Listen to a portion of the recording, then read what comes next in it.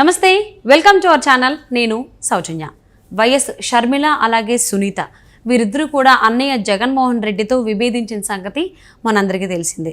రాబోయేటువంటి ఎన్నికల్లో ఖచ్చితంగా జగన్మోహన్ రెడ్డిని ఓడించాలనే ఉద్దేశంతో ఈ ఇద్దరు అక్క చెల్లెలు ఉన్నారు. ఇప్పుడు ఎలాగైనా కానీ వాళ్ళిద్దరిపైన గెలవాలనే ఉద్దేశంతో భారతిని రంగంలోకి దింపుతున్నారు జగన్మోహన్ రెడ్డి అనేటువంటి వార్తకు సంబంధించి ఎన్నో విషయాలు మనతో షేర్ చేసుకోవడానికి ఈరోజు మనతో పాటు ఉన్నారు సీనియర్ పొలిటికల్ అనలిస్ట్ అంకమ్మరావు గారు ఉన్నారు. వారితో మాట్లాడదాం.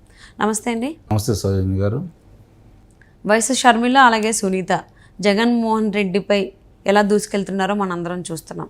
సో ఖచ్చితంగా జగన్మోహన్ రెడ్డి ఓడించాలని చెప్పి వీళ్ళు కంకణ కట్టుకున్నారని తెలుస్తోంది. ఇప్పుడు వాళ్ళిద్దరిపైకి కూడా జగన్మోహన్ రెడ్డి భార్య భారతిని సంధించబోతున్నాడు జగన్మోహన్ రెడ్డి. దానికి సంబంధించి మీరేమంటారు?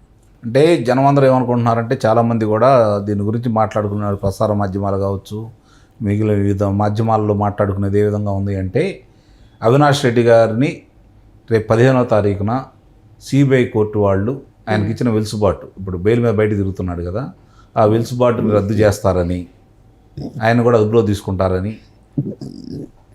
ప్రజలందరూ భావిస్తున్నారు. దానికి సంబంధించి ఆయన కనుక అదుపులో తీసుకుంటే ఇప్పుడు ఆయన ఎటు పోటీ చేయడానికి అవకాశం ఉండదు. కాబట్టి భారతి గారిని కడప బరిలో నిలబోతున్నాడని చెప్పి చాలామంది అనుకుంటా ఉన్నారు. కానీ ఇక్కడ అర్థం చేసుకోవాల్సింది ఏంటంటే, అవినాష్ రెడ్డి గారిని అదుపులో తీసుకుంటే అర్ధరాత్రి పూట ఎవరితో ఫోన్లో మాట్లాడాడు?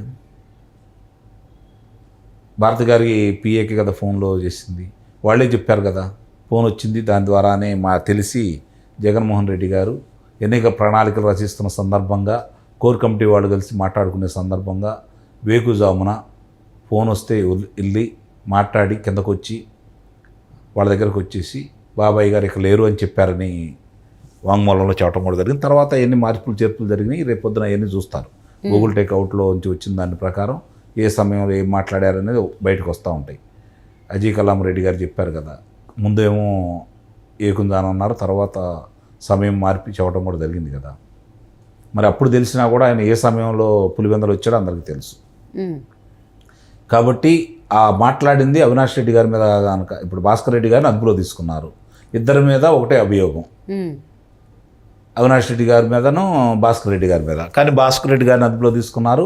అవినాష్ రెడ్డి గారిని అంత నాటకీయ పరిణామాల మధ్య ఆయన్ని మేము అదుపులో తీసుకున్నాము, తర్వాత పూచీకత్తు మీద ఆయన విడుదల చేశామని చెప్పి చెప్పడం కూడా జరిగింది కదా.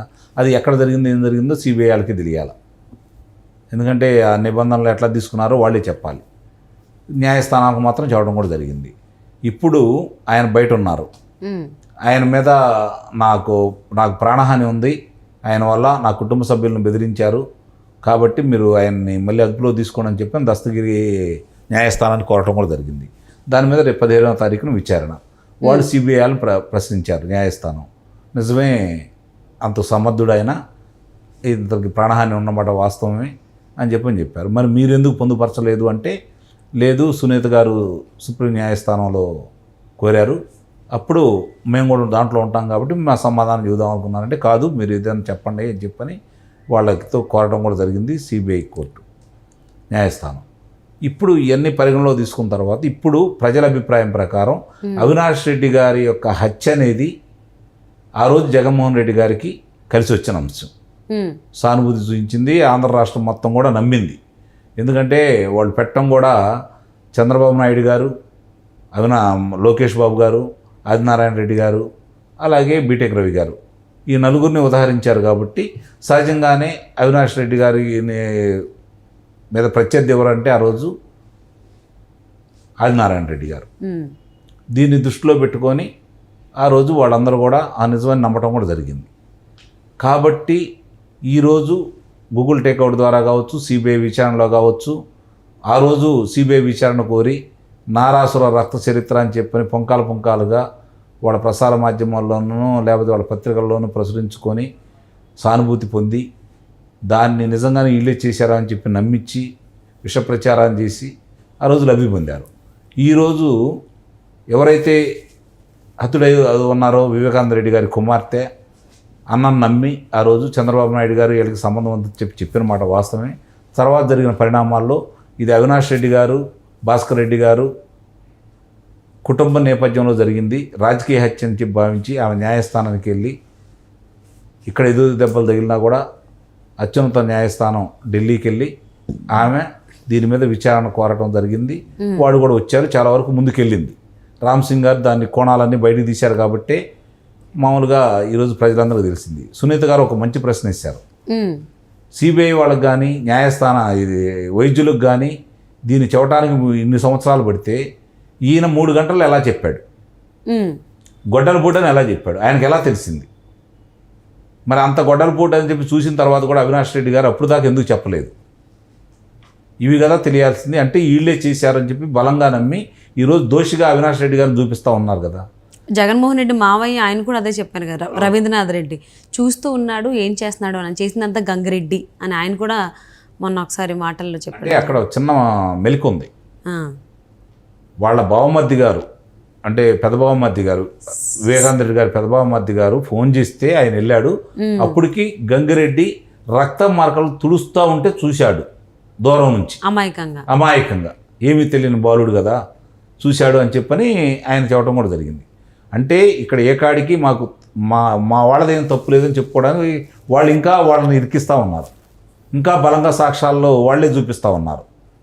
ఇప్పుడు అక్కడ జరిగిన తర్వాత రక్తం మడుగుల్లో అట్లా పడి ఉంటే అవి గుండెపోటు అని ఎలా చెప్పగలిగారు? ఇప్పుడు సహజంగానే ఆయన లోక్సభ ఒకసారి గెలిచి ఉన్నాడు, రెండోసారి పోటీ చేస్తూ ఉన్నాడు, పోటీ చేయబోతున్నాడు. మరి అలాంటి వ్యక్తి అంత రక్తం అక్కడ కనపడతా ఉంటే మరి దానికి పరిభాషలు ఏమీ తెలియకుండా ఎలా మాట్లాడారు, చూస్తా ఎలా ఉన్నారు? విజయసాయి రెడ్డి గారు గుండెపోటు అంటే ఎట్లా నమ్మారు? మొన్న మధ్య చెబుతున్నారు కదా ఆయన కూడా, చెబితే చాలామంది కడుపు పూజించుకుంటే కాళ్ళ మీదకి వస్తాయి అని చెప్పాను. అంటే మరి అలా కుటుంబం జరిగిందని చెప్పి మీకు నమ్మకం ఉన్న తర్వాత చంద్రబాబు నాయుడు గారు చేశారని చెప్పని నారాసుర రక్త చరిత్రని ఎలా చెప్పగలిగారు? చంద్రబాబు నాయుడు గారు చేస్తే మీరు రక్త మరకలు ఎందుకు దుడిచారు? లోకేష్ బాబు గారే చేస్తే మీరు కుట్లు ఎందుకు వేశారు? కానీ అసలు వాళ్ళ పేర్లే తీసుకురాలేదు కదా, జగన్ మేనమామ తీసుకురాలేదు కదా. ఇప్పుడంటే అది కుటుంబ నేపథ్యంలో జరిగిందనేది ఆయన కూడా ఒప్పుకున్నాడని, అంటే వాళ్ళు కాపాడబోతూ ఇంకెక్కువగా వాళ్ళని ఇరికిస్తున్నారు. ఈ జరిగే పరిణామాలన్నీ రేపు పొద్దున ఇప్పుడు ప్రజలు ఎదురు తిరుగుతున్నారు, వాస్తవాలు ప్రజలకు తెలిసినాయి, రోజు రోజుకి ప్రజాదరణ పెరుగుతూ ఉంది షర్మిల గారికి. అలాగే ఇప్పుడు వాళ్ళు ఆ ఎక్కువ ఓట్లు చీల్చుకుంటే రేపు పొద్దున తెలుగుదేశం పార్టీ అభ్యర్థి గెలవబోతున్నాడు అక్కడ. కాబట్టి వాళ్ళిద్దరికీ అడ్డుకట్ట వేయమని చెప్పని చెబుతున్నారని ప్రచారం జరుగుతుంది. కానీ వాస్తవంగా వాళ్ళ వల్ల రేపు పొద్దున ముందుగా ఏదైనా చర్యలు తీసుకుంటే అవినాష్ రెడ్డి గారితో పాటు భారత గారి మీద కూడా చర్యలు తీసుకుంటారని, ఆ తర్వాత జగన్మోహన్ రెడ్డి గారి మీద కూడా ఈ అభియోగాలు మోపబోతున్నారని ఇది ప్రచారం జరుగుతూ ఉంది. వాస్తవాలు చూస్తూ ఉంటే దానికి దరిదాపుల్లోనే ఉన్నాయి, జరగడానికి ఆస్కారం కూడా ఉంది. ఎందుకంటే మొట్టమొదటి మాట్లాడింది ఆమె కాబట్టి, ముందుగా తెలిసింది కూడా ఆయనకే కాబట్టి, ఇవన్నీ మభ్యపెట్టారు కాబట్టి మీరు ఎందుకు మభ్యపెట్టారని ప్రశ్నిస్తారు. అంటే ఇప్పుడు వైఎస్ షర్మిల అలాగే సునీత మీదకి మరి జగన్మోహన్ రెడ్డి భారతిని పంపిస్తున్నారు కాబట్టి, రంగంలోకి దించుతున్నారు కాబట్టి ఆవిడ అది చేయగలరంటారా? వాళ్ళిద్దరిని కంట్రోల్ ఆపగలరా?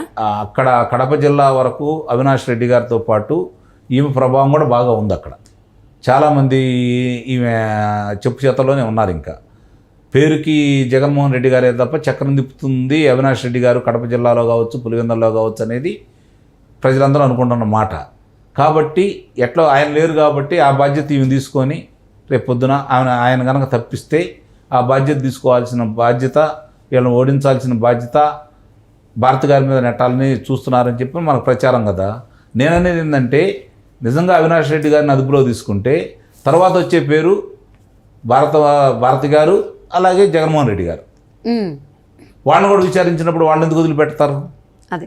సో మరి అక్క చెల్లెళ్ళు వైఎస్ షర్మిల అలాగే సునీత, అక్క చెల్లెళ్ళు ఇద్దరు ఏ విధంగా బయలుదేరారు అంటే మన పల్లెటూరు భాషలో చెప్పుకోవాలంటే బండకేసి బట్టలు ఉతుకుతున్నంత దారుణంగా ఉతుకుతున్నారు వీళ్ళందరినీ. అవును. సో ఎట్టి పరిస్థితుల్లో అయినా పులివెందుల్లో అలాగే కడప జిల్లాల్లో ఖచ్చితంగా జగన్మోహన్ రెడ్డిని ఓడించాలి, అలాగే రాష్ట్ర వ్యాప్తంగా కూడా ఓడించాలనేటువంటి లక్ష్యంతో వాళ్ళిద్దరూ ముందుకెళ్తున్నారు. సో వాళ్ళ మీదకి భారతిని చెక్ పెట్టడానికి పంపించారు జగన్మోహన్ రెడ్డి, పంపించబోతున్నారు. సో మరి భారతి వైఎస్ షర్మిలకి సునీతకి చెక్ పెడతారా లేదా అని చూద్దామండి.